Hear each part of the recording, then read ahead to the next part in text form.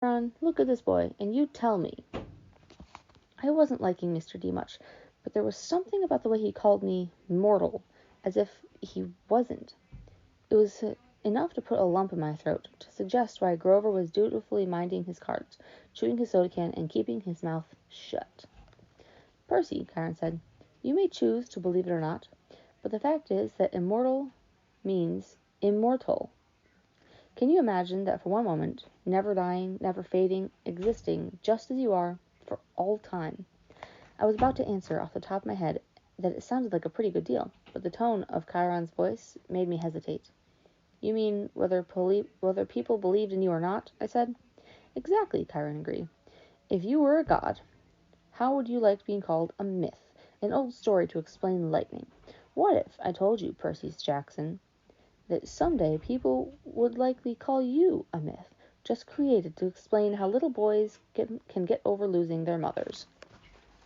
My heart pounded. He was trying to make me angry, for some reason, but I wasn't going to let him.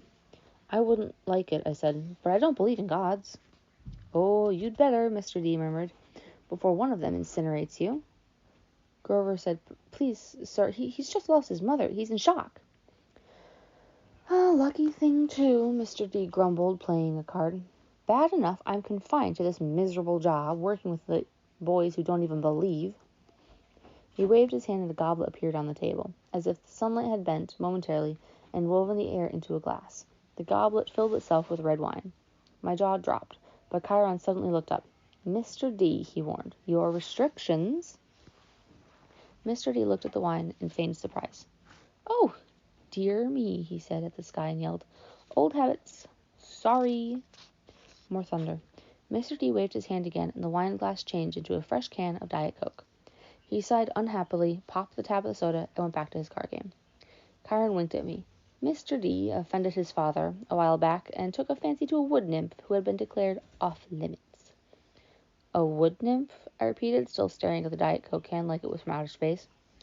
Yes, Mr. D confessed. Father loves to punish me. The first time, prohibition? Ugh, ghastly, absolutely horrid. 10 years. The second time, well, she was really pretty, and I couldn't stay away. The second time, he sent me here, Half-Blood Hill, summer camp for brats like you. Be a better influence, he told me. Work with youths rather than tearing them down. Absolutely unfair. Mr. D sounded like about 6 years old, like a pouting little kid. And I stammered, your father is... Dia Mortalis, Chiron said. Dia Mortalis, Chiron, Mr. D said. I thought you taught this boy the basics. My father is Zeus, of course. I ran through the D names from Greek mythology. Wine, the skin of a tiger, the satyrs that all seemed to work here, the way Grover cringed as if Mr. D were his master. Wait, you're Dionysus, I said, the god of wine. Mr. D rolled his eyes. What do they say these days, Grover? What do the children say? Well, duh. Yes, Mr. D. Well, then, duh, Percy-Jackson. Did you think I was Aphrodite, perhaps? You're a god. Yes, child, a god. You. He turned to look me straight on, and I saw a kind of purplish fire in his eyes. A hint that this wimpy, plump little man was only showing me the tiniest bit of his true nature. I saw visions of grapevines choking unbelievers to death, drunken warriors insane with battle lust, sailors screaming as their heads turned into flippers, and their faces elongating into dolphin snouts. I knew that if I pushed him, Mr. D would show me worse. He would plant a disease in my brain that would leave me wearing a straitjacket in a rubber room for the rest of my life. Would you like to test me, child? He said quietly. No, sir. The fire died a little. He turned back to his card game. I believe I win. Not quite, Mr. D, Chiron said, and he sat down straight, tallied the points, and said, the game goes to me. I thought Mr. D was going to vaporize Chiron right out of his wheelchair, but he just sighed through his nose, as if he were used to being beaten by the Latin teacher. He got up, and Grover rose too. I'm tired, Mr. D said. I believe I'll take a nap before the sing-along fire tonight. But first, Grover, we need to talk, again, about your less-than-perfect performance on this assignment. Grover's face beaded with sweat. Yes, sir. Mr. D turned to me. Cabin 11, Percy, and mind your manners. He stepped out into the farmhouse. Grover followed miserably. Will Grover be okay? I asked Chiron. Chiron nodded, though he looked a little bit troubled. Old Dionysus isn't really mad. He just hates his job. He's been, grounded, I guess you would say. He can't stand waiting another century before he's allowed to go back to Olympus. Mount Olympus, I said? You're telling me that there really is a palace there. Well, now there's Mount Olympus in Greece, and then there's the home of the gods, the convergence point of their powers, which indeed used to be on Mount Olympus. It's still called Mount Olympus out of respect to the old ways, but the palace moves, Percy, just as the gods do. You mean the Greek gods are here, like in America? Well, certainly, the gods move with the heart of the West. The what? Oh, come now, Percy. What you call Western civilization, do you really think it's just an abstract concept? No, it's a living force, a collective consciousness that has burned bright for thousands of years. The gods are part of it. You might even say they are the source of it, or at least they are tied so tightly to it that they couldn't possibly fade, not unless all of Western civilization were obliterated. The fire started in Greece, and then, as you well know, or as I hope you know, since you passed my course, the heart of the fire moved to Rome, and so did the gods. Oh, well, different names perhaps, like, Jupiter for Zeus, Venus for Aphrodite, and so on and so forth. But the same forces, the same gods. And then they died. Died? What? No. Did the West die? No. The gods simply moved to Germany, to France, to Spain for a little while. Wherever the flame was brightest, the gods were there. They spent several centuries in England. All you need to do is look at the architecture. People do not forget the gods. Every place they've ruled for at least 3,000 years. You can see them in paintings and statues, and on the most important buildings. And yes, Percy, of course, they are now in your United States. Look at your symbol, the eagle of Zeus. Look at the statue of Prometheus in Rockefeller Center, the Greek facades of on your government buildings in Washington. I defy you to find any American city where the Olympians are not prominently displayed in multiple places.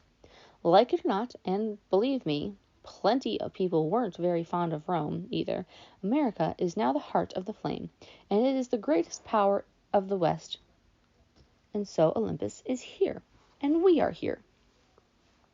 It was all too much, especially the fact that I seemed to be included in Chiron's we, as if I were part of some club. Who are you, Chiron? I mean, who am I? Chiron smiled. He shifted his weight as if he were going to get up out of his wheelchair, but I knew that was impossible. He was paralyzed from the waist down. Who are you? He mused. Well, that's the question we all want answered, isn't it? But for now, we should get you a bunk in cabin 11. There will be new friends to meet, and plenty of time for lessons tomorrow. Besides, there will be s'mores at the campfire tonight, and I simply adore chocolate. Then he did rise from his wheelchair, but there was something odd about the way he did it. His blanket fell away from his legs, but his legs didn't move. His waist kept getting longer, rising above his belt. At first, I thought he was wearing a very long white velvet underwear. But as he kept rising out of the chair, taller than any man, I realized the velvet underwear wasn't underwear. It was the front of an animal, muscle and sinew under coarse white fur, and his wheelchair wasn't a chair, it was some kind of container, an enormous hollow box on wheels. It must have been magic, because there's no way it could have held all of him. A leg came out, a large, knobbly knee with a huge polished hoof, and then another front leg, then hindquarters, and then the box was empty. Nothing but a metal shell with a couple fake human legs attached. I stared at the horse who had just sprung from the wheelchair, a huge white stallion. But where his neck should be was the upper body of my Latin teacher, smoothly grafted to the horse's trunk. "Ugh, what a relief," the centaur said. "I've been cooped up in there so long, my fedlocks had fallen asleep. Now, come, Percy-Jackson, let's meet the other campers." And there is the end of chapter number 5. Chapter 6. I become supreme lord of the bathroom. Once I got over the fact that my Latin teacher was a horse, we had a nice tour, though I was careful not to walk behind him. I'd done Pooper Scooper Patrol and the Macy's Thanksgiving Day Parade a few times, and I'm sorry, but I did not trust Chiron's back end the way I trusted his front. We passed the volleyball pit. Several of the campers nudged each other. One pointed to the Minotaur horn I was carrying. Another said, That's him. Most of the campers were older than me. Their satyr friends were all bigger than Grover, all of them trotting around in orange Camp Half-Blood t-shirts, with nothing else to cover their bare, shaggy hindquarters. I wasn't normally shy, but the way they stared at me made me uncomfortable. I felt like they were expecting me to do a flip or something. I looked back at the farmhouse. It was a lot bigger than I'd realized. 4 stories tall, sky blue with white trim, like an upscaled seaside resort. I was checking out the brass eagle weather vane on top when something caught my eye, a shadow in the uppermost window of the attic gable. Something had moved the curtain, just for a second, and I got the distinct impression that I was being watched. "What's up there?" I asked Chiron. He looked where I was pointing, and his smile faded. "Just the attic." "Somebody lives there?" "No," he said with finality. "Not a single living thing." I got the feeling he was being truthful, but I was also sure that something had moved that curtain. "Come along, Percy," Chiron said, his light-hearted tone now a little forced. "Lots to see." We walked through the strawberry fields where campers were picking bushels of berries while a satyr played a tune on a reed pipe. Chiron told me the camp grew a nice crop for export to New York restaurants and Mount Olympus. "It pays our expenses," he explained, "and the strawberries take almost no effort." He said that Mr. D had this effect on fruit-bearing plants. They just went crazy when he was around. It worked best with wine grapes, but Mr. D was restricted from growing those, so they grew strawberries instead. I watched the satyr playing his pipe. His music was causing lines of bugs to leave the strawberry paths in every direction, like refugees fleeing a fire. I wondered if Grover could work that kind of magic with music. I wondered if he was still inside the farmhouse, getting chewed out by Mr. D. "Grover won't get in too much trouble, will he?" I asked. Chiron, he was a good protector, really. Chiron sighed. He shed his tweed jacket and draped it over his horse's back like a saddle. "Grover has big dreams, Percy, perhaps a little bigger than are reasonable. To reach his goal, he must first demonstrate great courage by successfully working as a keeper and finding a new camper and bringing him safely to Half-Blood Hill. But he did that." "I might agree with you," Chiron said, "but it is not my place to judge. Dionysus and the Council of Cloven Elders must decide. I'm afraid they might not see this assignment as a success. After all, Grover lost you in New York. Then there's the unfortunate fate of your mother, and the fact that Grover was unconscious when you dragged him over the property line. The council might question whether this shows any courage on Grover's part." I wanted to protest. None of what had happened was Grover's fault. I also felt really, really guilty. If I hadn't given Grover the slip at the bus station, he might not have gotten in trouble. "He'll get a second chance, won't he?" Chiron winced. "I'm afraid that was Grover's second chance, Percy. The council was not anxious to give him another, either, after what happened the first time, 5 years ago. Olympus knows I've advised him to wait longer before trying again. He's still so small for his age." "How old is he?" "Oh, 28. "What? And he's in 6th grade?" "Satyrs mature half as fast as humans, Percy. Grover has been the equivalent of a middle school student for the past 6 years. "Oh, that's horrible." "Quite," Chiron agreed. "At any rate, Grover is a late bloomer, even by satyr standards, and not yet very accomplished at woodland magic. Alas, he was anxious to pursue his dreams. Perhaps now he will find some other career." "That's not fair," I said. "What happened the first time? Was it really so bad?" Chiron looked quickly away. "Let's move along, shall we?" But I wasn't quite ready to let the subject drop. Something had occurred to me when Chiron talked about my mother's fate, as if he were intentionally avoiding the word death. The beginning of an idea, a tiny, hopeful fire, started forming in my mind. "Chiron," I said, "if the gods and Olympus and all that are real—" "Yes, child?" "Does that mean the underworld is real, too?" Chiron's expression darkened. "Yes, child." He paused, as if choosing his words carefully. "There's a place where spirits go after death.